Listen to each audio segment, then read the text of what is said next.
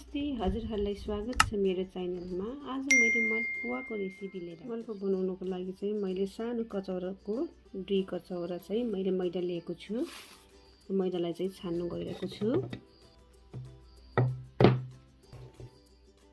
मैदा छानिसके मैले अब यसमा चाहिँ मैले चिनी हाल्दै छु। चिनी चाहिँ मैले 3 चम्चा हालेको छु चिनी। अनि यसरी एकचोटी मिक्स गरिदिनु होला। मैले थोरै सोप पनि हाल्दै छु। यसरी मिक्स गरिदिनु होला।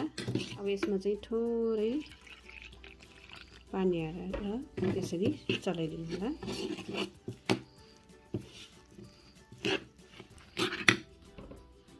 फेरि यसरी पानी हाल्नु होला।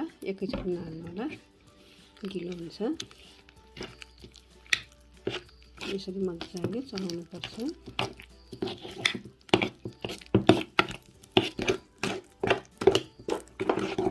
यसरी यो लम्सहरूलाई यसरी फुटाइदिनु होला।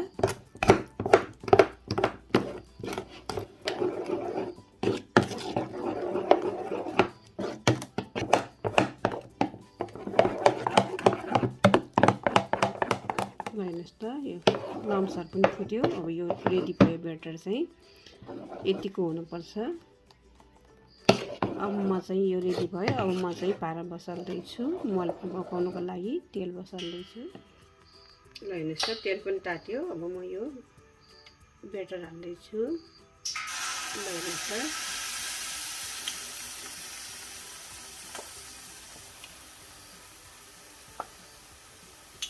यसरी हाल्दै जानु होला। अर्को पनि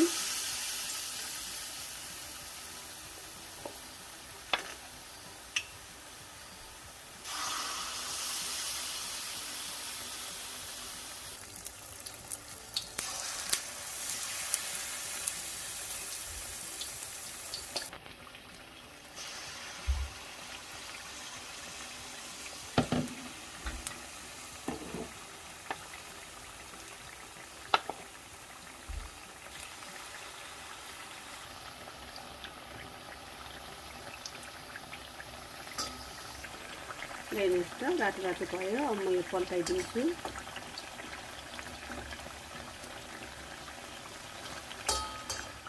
यो गोल्डन ब्राउन भएको जति चाहिँ मैले चाहिँ यो निकाल्दैछु।